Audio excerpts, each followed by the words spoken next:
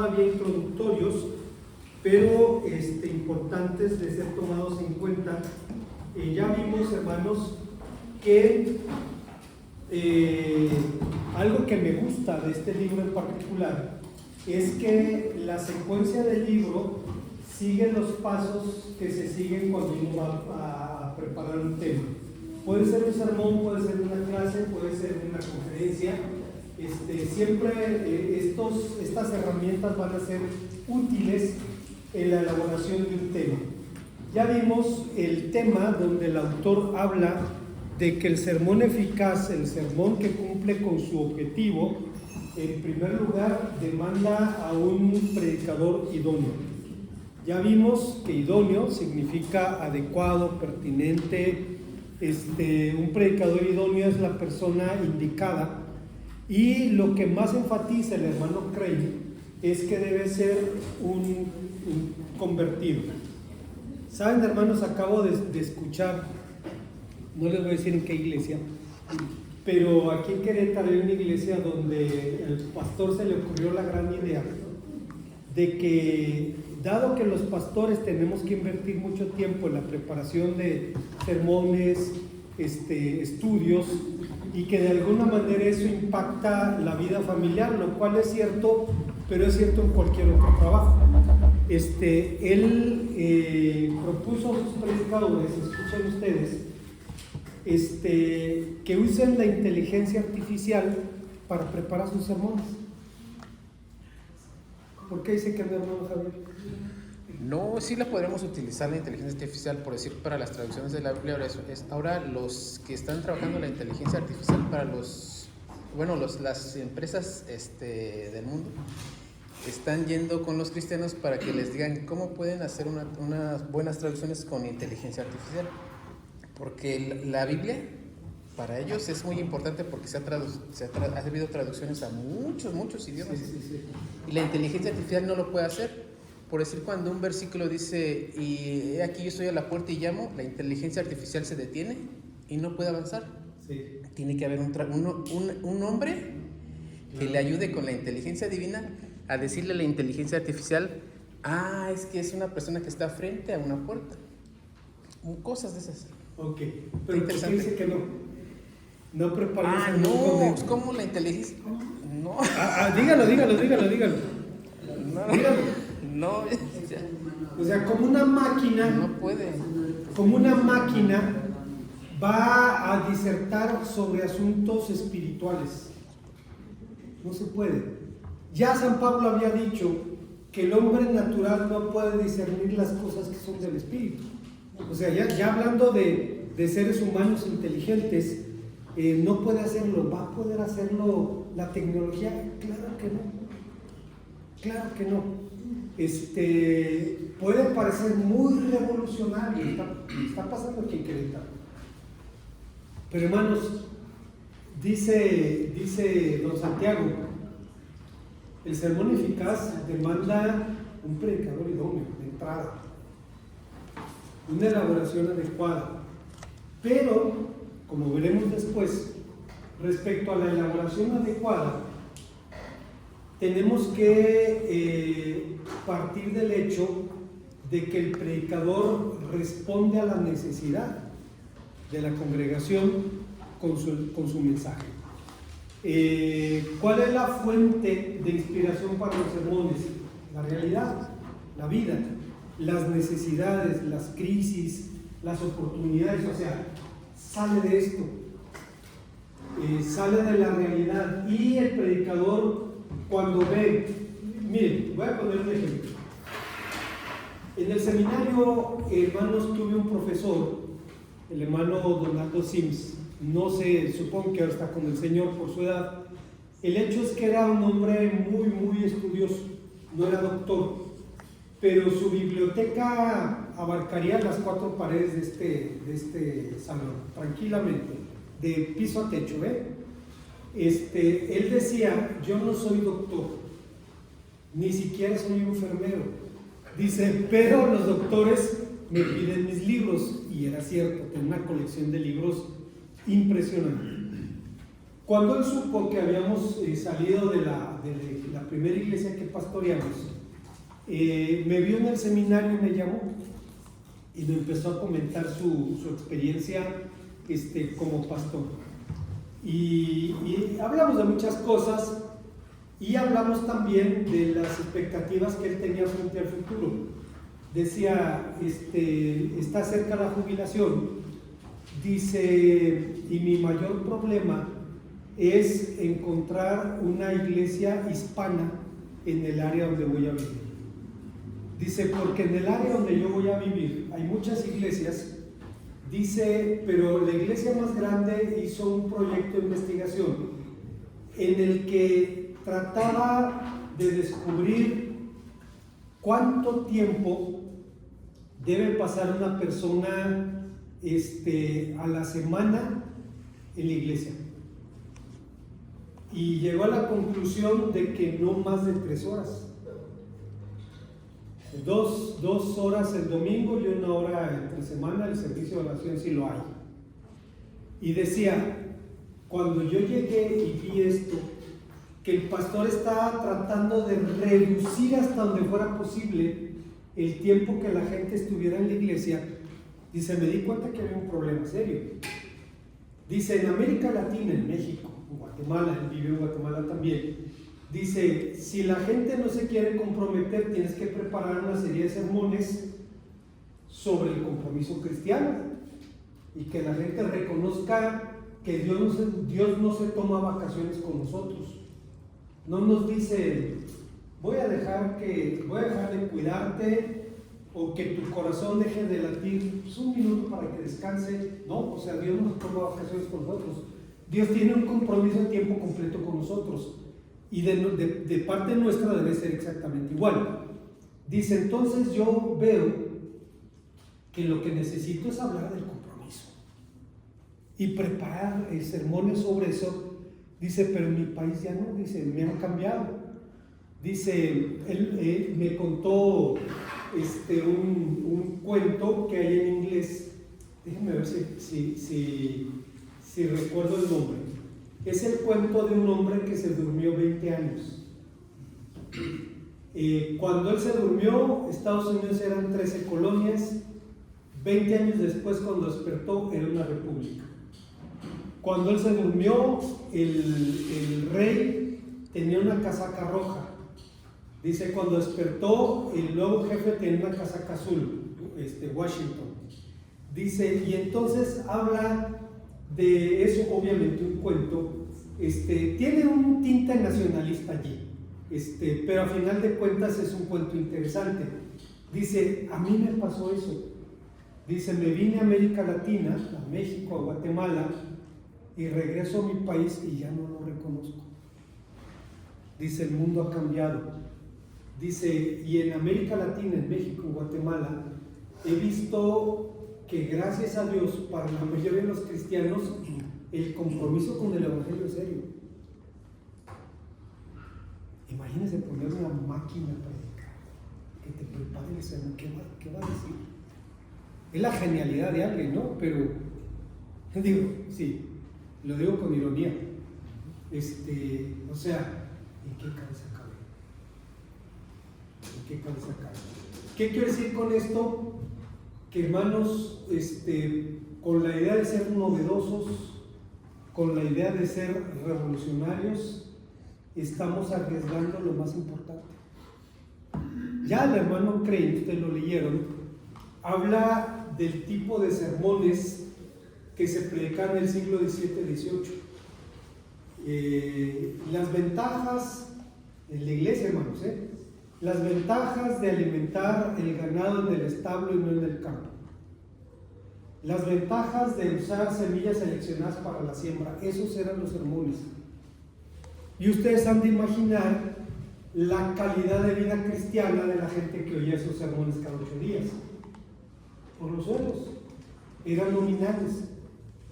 Los grandes momentos de avivamiento, de transformación, de moverse de Dios en la historia cristiana es cuando el pueblo vuelve a la Biblia, cuando vuelve a la palabra de Dios. Entonces, por muy compasivo que parezca la idea de que el pastor no dedique tanto tiempo a preparar su sermón y se lo dedique a su familia, bueno, pues la verdad es que todo trabajador tiene el mismo desafío. Si usted se dedica al comercio es igual, si es profesionista médico es igual, o sea, va a haber una lucha allí y en todo caso se va a tratar de optimizar el tiempo, de mejorarlo. Esto es un ejemplo de cómo es tan fácil desvanecerse en el compromiso. El tema de hoy tiene que ver con que el sermón eficaz demanda un buen arreglo. Dice que después de la idoneidad personal del predicador, no hay factor de mayor importancia en la preparación de un sermón que la determinación del propósito específico que el predicador se propone lograr con el mensaje. Esta verdad ha sido recalcada por muchos de los participantes de los púlpitos cristianos. Dice, la siguiente cita son muestras de la opinión general de los que han escrito sobre este particular. Y hay varias referencias aquí, hermanos, respecto a la importancia de que el predicador sepa a dónde quiere ir. Claro, cuidado. Tenemos que decirlo una y otra vez. El predicador tiene una doble tarea, espiritual e intelectual. Espiritual porque no va a predicar su mensaje ni va a inventar nada nuevo. La iglesia cristiana no es productora ni editora de la verdad. La iglesia cristiana es distribuidora de la verdad. No la vamos a editar, no la vamos a establecer, no la vamos a delimitar. La iglesia tiene la responsabilidad de compartir, como decía San Pablo, todo el consejo de Dios. Se lo dijo a los ancianos de Éfeso en Mileto: por tanto os protesto que estoy limpio de la sangre de vosotros, porque no he rehuido el anunciaros todo el consejo de Dios. Esto, hermanos, significa que Pablo tenía libertad de conciencia, porque lo que tuvo que enseñar lo enseñó. Claro, en la Biblia hay textos, sobre todo las promesas, que son deliciosos. Pero también hay mandamientos, también hay prohibiciones. Generalmente subrayamos las promesas, ¿no? Digo, lo hacemos todos. Subrayamos las promesas, no los mandamientos, no las prohibiciones. Esto nos permite redescubrir el valor de un método que usaba la Cruzada Estudiantil para Cristo. A ver si me acuerdo. Decía, si vas a coger la Biblia, perdón, no voy a tomar su Biblia un momentito, dice, debes hacerlo con toda la mano, con los 5 dedos. Dice, tienes que ir a la Biblia buscando un ejemplo que imitar, un pecado que evitar, un mandamiento que obedecer,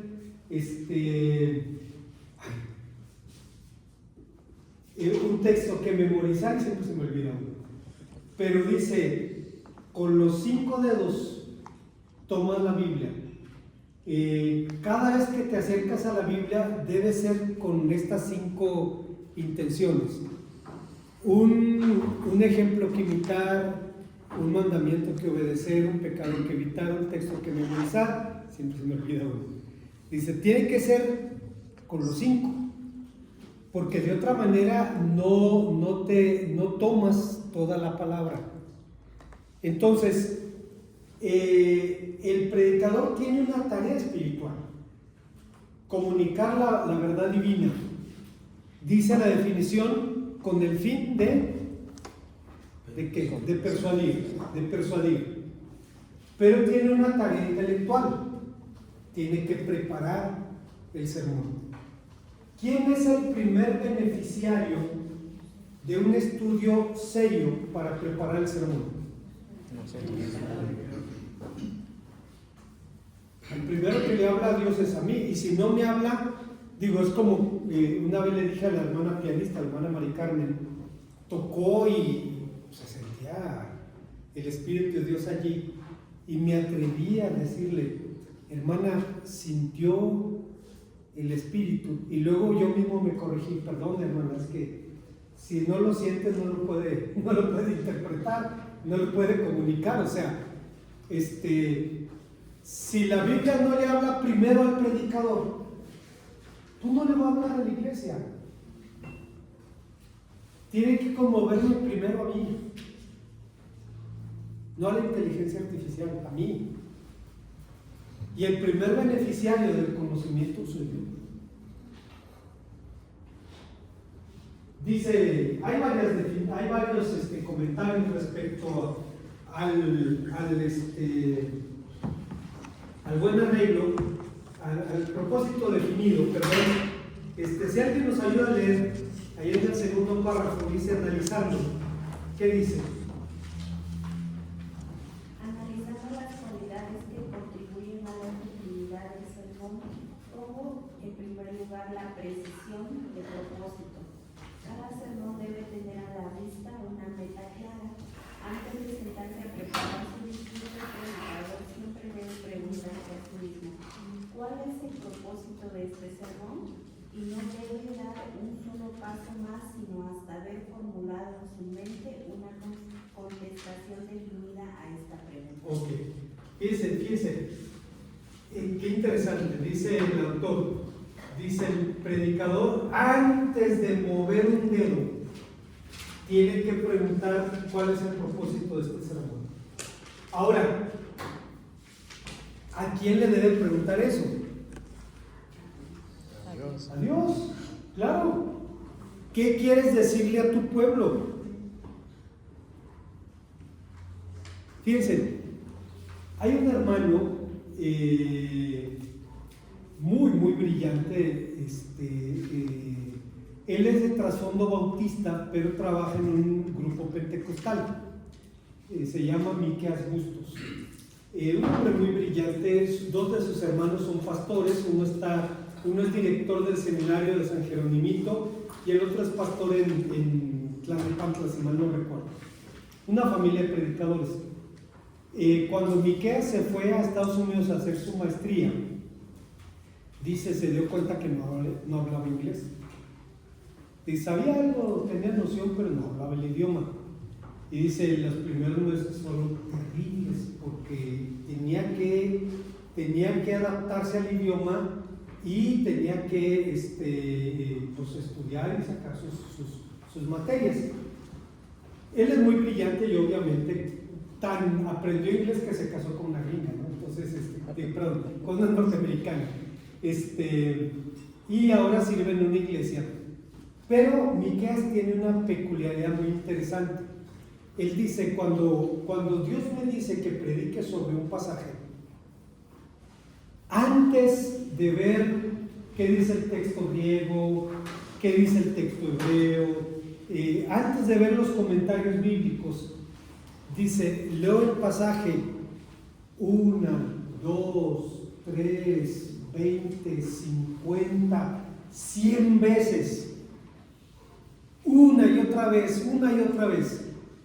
Dice, y cuando termino de hacerlo y voy a los comentarios bíblicos, generalmente están de acuerdo. ¿Por qué hace eso? Porque no se quiere equivocar al momento de pararse y decir Dios dice, amén, y no haya dicho. Amén. Sí, es eso. O sea, con una sana dosis de dogmatismo. Digo, lo hacían los profetas, ¿no? Así dice el Señor. Cuando un profeta decía, Ko amad Adonai, así ha dicho el Señor, aguas. Viene de Dios. Y lo mismo hace Miqueas. Dice, si es necesario leer 100 veces el pasaje, lo hago. Y después de leerlo 100 veces, creo saber por dónde va. Entonces dice don Santiago, citando otro autor, dice, el predicador no puede levantar un dedo hasta que no sepa a dónde va. y el que le va a decir a dónde va el Dios. Es una tarea intelectual, pero espiritual también. Preguntas o comentarios. Hermano, Sí, lo mismo comenta MacArthur, que él es lo que hace cuando dice que él va a empezar el estudio de algún libro, porque estudia sistemáticamente. Sí. Y y dice que él comienza, por decir, a leer Gálatas y lo lee una, o todo completo, 3, 4, 5, 6, y dice, y luego puedo recordar cuando estoy predicando en qué parte de mi Biblia, si está al lado derecho, lado derecho, lado izquierdo, arriba. Sí. Dice, es lo primero que él hace. Después, dice, después de que hago eso, voy a consultar de un solo texto, dice hasta 40 comentarios bíblicos, nada más de una partecita de las que te dice, para que cuando yo esté ahí arriba, yo tengo que estar convencido de que lo que estudié viene de parte de Dios. Fíjense, hace unos años el grupo de varones le encargó a Gus que preparara un tema sobre la carta a Filemón. Es un librito delgadito, ¿no? Una página o dos, si mucho. Pero él hizo algo muy interesante. Tomó el comentario de Lutero sobre Filemón y el comentario de Calvino. Y entonces íbamos de comentarista a comentarista. Y fue tan enriquecedor. Porque hablaban de lo mismo, hablaban del mismo versículo, pero con enfoques diferentes. Y lo que uno destaca, el otro no lo hace, pero enfatiza otra cosa. O sea, lo que quiero decir es que a final de cuentas, los sabios del pasado enriquecen nuestra vida. Y lo que hace hermano MacArthur es eso, o sea, obviamente uno tiene que saber qué comentaristas son serios. También. Sí. Si quiere un comentarista de la antigüedad, Agustín de Hipona, Jerónimo. Si quiere uno de la Edad Media, San Agustín. Si quiere uno del tiempo de la Reforma, Calvino. Si quiere un contemporáneo, bueno, o casi contemporáneo, Matthew Henry, William MacDonald, hay F.F. Bruce, o sea, hay autores que aunque no son infalibles porque no son Dios, normalmente sus reflexiones son muy sólidas y muy serias, muy serias. Entonces hay que ver, porque hay de comentario en comentario. Por eso no es tan recomendable consultar en internet si uno no conoce quién está consultando. Hay que ir con alguien confiable. ¿Iba a decir algo? Sí, porque cuando consultamos internet, generalmente si pues decimos tiempos finales, la primera página que sale es de los Testigos de Jehová, de los Mormones y Coalición por el Evangelio, que es una serie, aparece como en cuarto o quinto lugar. Sí, entonces si uno va y no sabe, pues te vas con el comentario de los adventistas, de los Testigos de Jehová. Yo no sé si usted sepa, para estar en la cabeza de la lista hay que pagar. Sí, se invierte. O sea, usted, a mí me pasó, estaba buscando algo en Amazon. Pongo Amazon, pero la primera opción es eBay, porque ellos pagan para estar como primera opción, y le di clic hasta que no, este es de los chinos, otra opción, y estaba como en el segundo, en el tercero Amazon. O sea, todo es cuestión de pesos y centavos. Y los Testigos de Jehová le meten dinero para que su opción esté en primer lugar, y la gente o que no sabe o que es floja, pues se va sobre la primera alternativa y ni sabe lo que está consultando.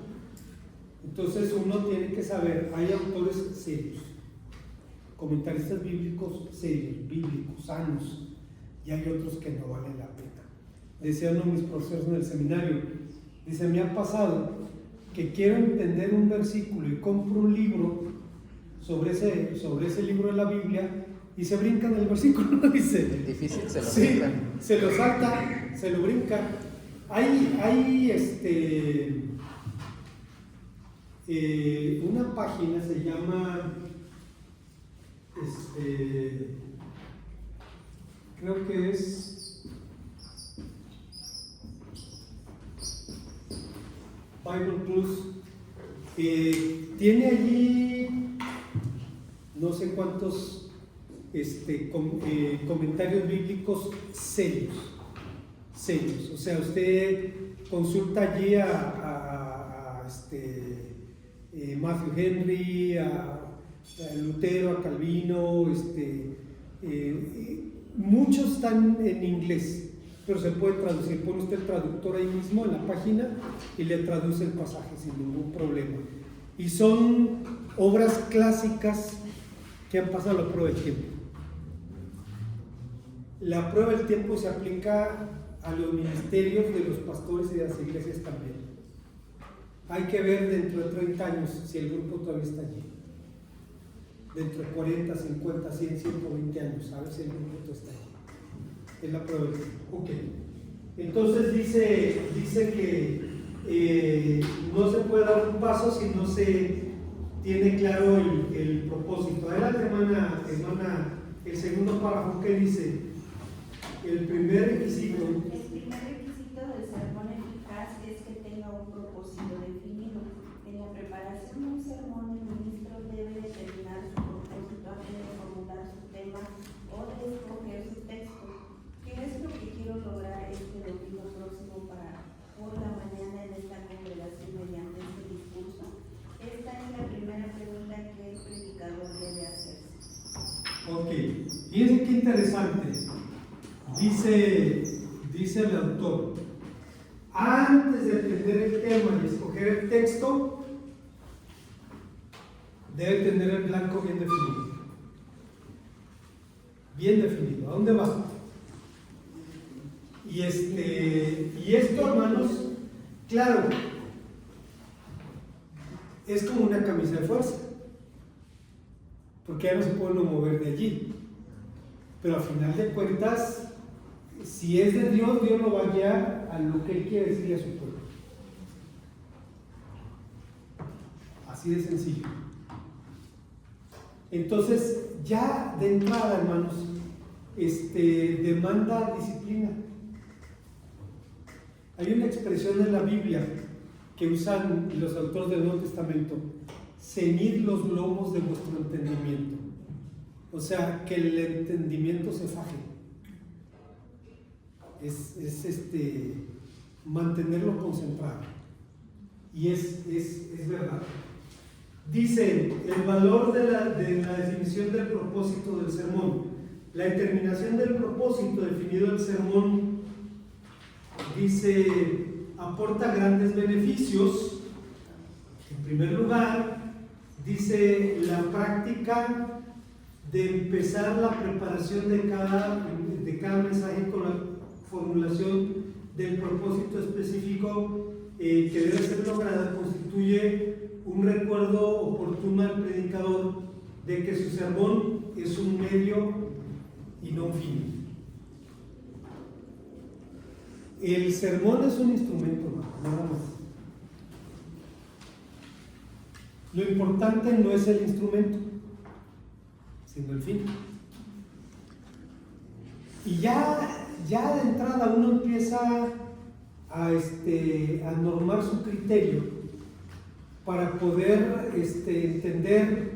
Es una tarea demandante pero edificante. Con el tiempo, hermanos, con el tiempo y con la práctica, el predicador hace las cosas de manera automática.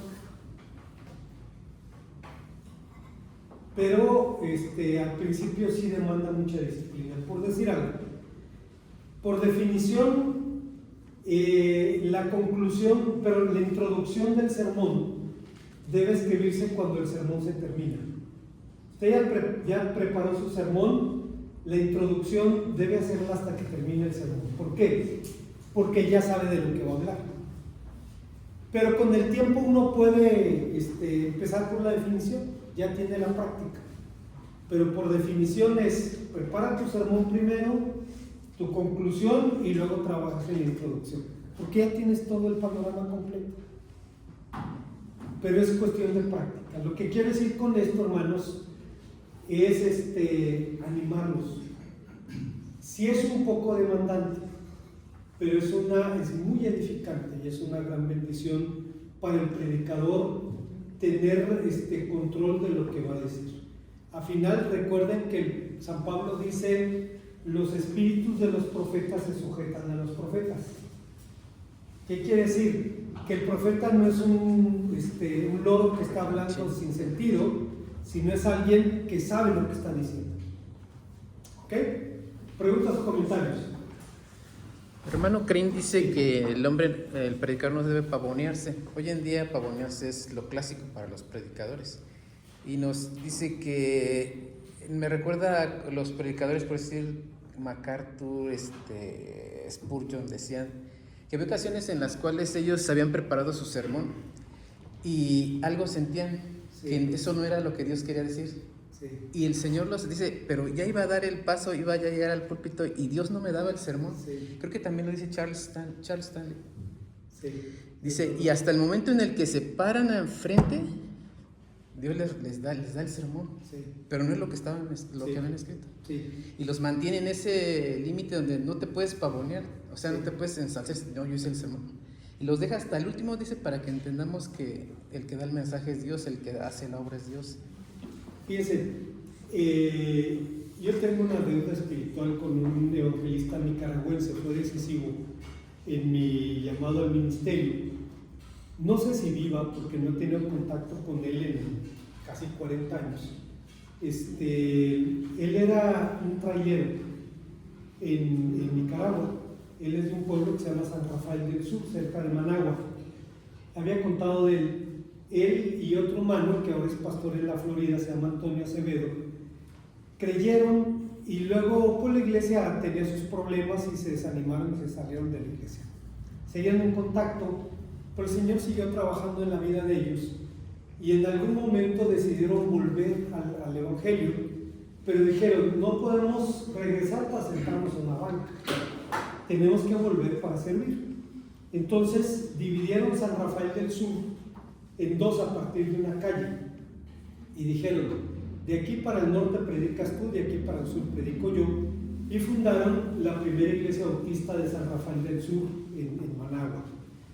Este hermano dice que él es un evangelista increíble, nunca grita, nunca alza la voz, tiene una voz muy suave. Si vive, espero que un día venga a predicar a nuestra iglesia, va a ser una bendición muy grande.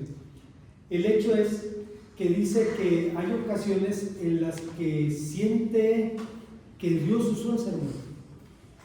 Y dice, y de pronto digo, el próximo domingo va a ser mejor. Dice, y el siguiente domingo es un fracaso.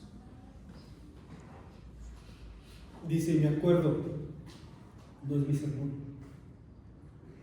No es mi sermón. Platicaba de esto con un grupo de varones en la Ciudad de México. Y estaba allí el doctor Emilio Escobar, que era pastor de la iglesia, ya está con el Señor. Y recordaba a Carlos Spurgeon, quien dice que en los momentos de éxito, Dios nos recuerda que la obra no es nuestra. Dice, el predicador hizo su mejor trabajo, hubo bendición, y alguien le hace un comentario, dice que es como una gota de ácido sulfúrico en su alma. Dice, preparaste tu mejor sermón, tu mejor homilética, tu mejor hermenéutica, y el que no quiere escuchar te lo va a hacer saber de alguna manera. Y el hermano asentía, decía, es verdad, o sea, todos pasamos por eso. Usted hace su mejor trabajo, pero al final de cuentas tiene que remitirse a Dios. Y si hay fruto, la gloria es de Él. Y si no hay fruto, bueno, tal vez no hice adecuadamente mi trabajo intelectual o espiritualmente, pero al final la obra es de Dios, es cierto. Spurgeon decía que varias veces le sucedió que iba bajando del púlpito y salían hermanas para decir, hermano, Dios le bendiga, Dios lo usó. Hermana, no me lo diga, ya me lo dijo el diablo cuando estaba predicando allá arriba, dice. Ya me estuve diciendo, no, predicas muy bien, dice, ¿y te la crees? ¿Te la crees? Y terminas como algo que pasó en el pueblo donde yo conocí el Evangelio. es un pueblo, es un ejido. Yo llegué ahí a hacer el servicio social y ahí me alcanzó el Señor. El culto podía durar 4 horas, 5 horas.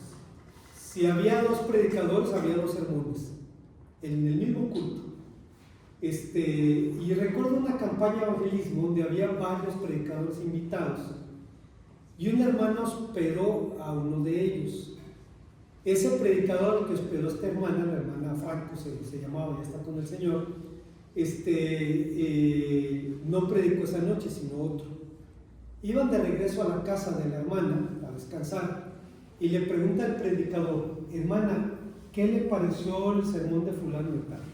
No, hermano, Dios me habló, Dios. Espérese que me escuche a mí. Dice: ya oí todo lo que necesitaba oír. Ya. Sí, ya, o sea, no necesito oírlo, ya lo oí.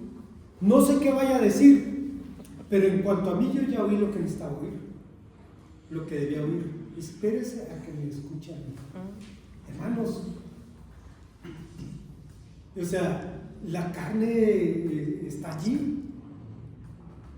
Incluso le podemos poner aureola, pero buscamos nuestra gloria, no la de Dios. Entonces es una tarea muy importante. Dice el autor así rapidito, dice, en primer lugar, dice, tener el objetivo definido es importante. 2, además, el hecho de fijar un propósito definido para cada sermón obliga al predicador a depender de Dios. Es decir, no es una tarea nuestra. 3, dice, se puede decir también que la determinación del propósito específico del sermón constituye una guía indispensable para la preparación del mensaje. El propósito gobierna la elección del texto, influye en la formulación del tema, indica cuáles materiales de elaboración son idóneos, etcétera, etcétera. Hermanos, nos sucede a los predicadores que investigamos y hay tanta información que uno tiene que decidir cuál va a usar y cuál no. Le voy a poner un ejemplo. A ver, ¿cuántos temas pueden surgir de Juan 3:16? De tal manera amó Dios al mundo, habla del amor de Dios, que ha dado a su Hijo unigénito, la entrega de Cristo, para que todo aquel que en él cree, el valor de la fe, no se pierda, mas tenga vida eterna. La promesa es salvación. 4 o 5 temas ahí. Si usted se pone a investigar el texto, tiene que escoger de todo el material que hay, qué es útil para su propósito y qué no. Porque de otra manera se pierde uno, se mete al pantano. Entonces, primer indicación del hermano Crane es: usted no puede mover un dedo hasta que no tenga un propósito definido. ¿Qué quiere lograr con eso? Claro, nos pone a temblar porque nosotros no somos nada.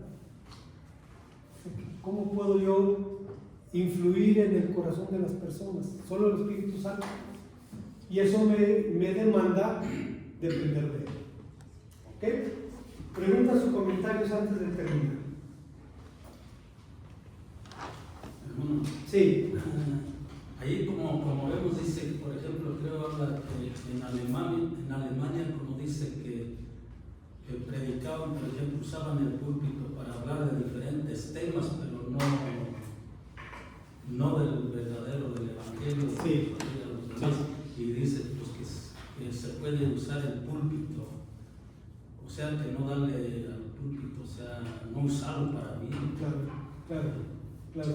En la primera iglesia bautista de la Ciudad de México, en el púlpito está grabado el texto que dice: maldito el que añada o el que omita.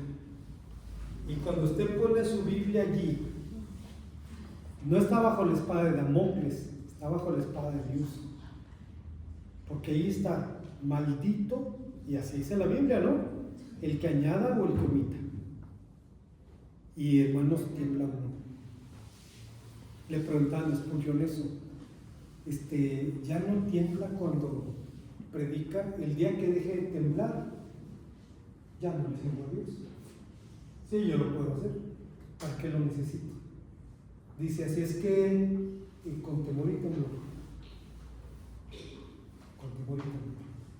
Preguntas o comentarios para terminar. Yo también entraría, como dice el hermano, en la de artificial que se le llama, ¿dónde quedarían las emociones o el temor? Claro, el amor, el temor, el temor divino, ¿dónde?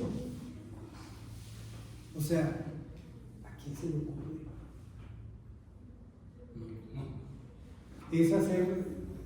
Es abaratar todo, hacerlo fácil, instantáneo. ¿Qué te va a decir una máquina? Si las cosas de Dios, el hombre, no las discierne naturalmente, no puede. ¿Dónde entra el Espíritu Santo aquí? Parece muy creativo, muy revolucionario, pero hermanos, es un atentado contra la dignidad del hombre. Por eso me gusta mucho lo que dice don Santiago. Dice, la predicación es la comunicación verbal de la verdad divina con el fin de persuadir. Es una obra espiritual e intelectual. ¿Okay? ¿Preguntas, comentarios, hermano? Hermano, una pregunta. ¿Puede estar alguien en el púlpito predicando sin ser hijo de Dios? No, claro que no. Mire, Dios puede hablar a través de un incrédulo, puede hablar a través de un burro, pero la tarea de la predicación, dice la Biblia, no Santiago cree, dice el predicador debe ser convertido. Su tarea como testigo lo demanda. ¿De qué va a hablar si no conoce? ¿De quién va a hablar si no lo conoce? De memoria. No, tiene que ser un hombre convertido. Puede ser más maduro o menos maduro, pero tiene que ser convertido. Y esta otra pregunta, bueno, esto es de la semana pasada, no más que no le pregunto, pero Ajá, hablaban de un pastor que había hecho cosas que no debería de haber hecho. ajá. ¿Eso por qué pasa? Pues porque se separa uno de Dios, se aparta de él. Descuida su comunión con el Señor. Claro, pues no hay otra, o sea, no hay otra fuente que esa. O sea, la carne, el mundo, el diablo nos acosan. El chamaco es risueño y le hace cosquillas. O sea, si se aparta de Dios, ¿qué va a pasar? Eso, les comentaba del predicador, el pastor que decía, bueno, sí, la Biblia sí dice que uno no puede tener más de una mujer, pero no habla de las novias. No habla de las novias. Dios mío. O sea, ¿de qué está hablando? O sea, ¿cómo justifica eso? Sí, lo triste es que era un predicador, hermana, es un predicador reconocido, o sea, con una trayectoria de 40 años, y salió con eso. Pero, y por eso la Biblia dice, aquel que quiere estar firme, mire que no caiga. ¿Qué dijo Pedro? No, Señor, yo voy a morir por ti si es necesario. Pedro, antes de que el gallo cante, te vas a negar 3 veces. Y cuando el gallo cantó, Pedro lloró, porque se acordó lo que el maestro le había dicho. Así es que con temor y temor. ¿Ok? No todos me han mandado la tarea, ¿eh? Algunos han hecho trabajos muy, muy buenos. Hermana Isabel, hermano Raúl, muy bien. Hay varios hermanos que han hecho buen trabajo, pero no todos me han pagado.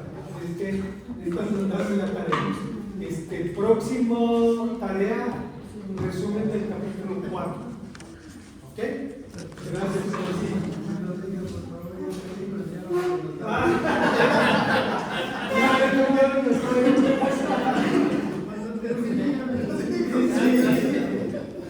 Sí. Ok, gracias, hermanos. Dios los bendiga.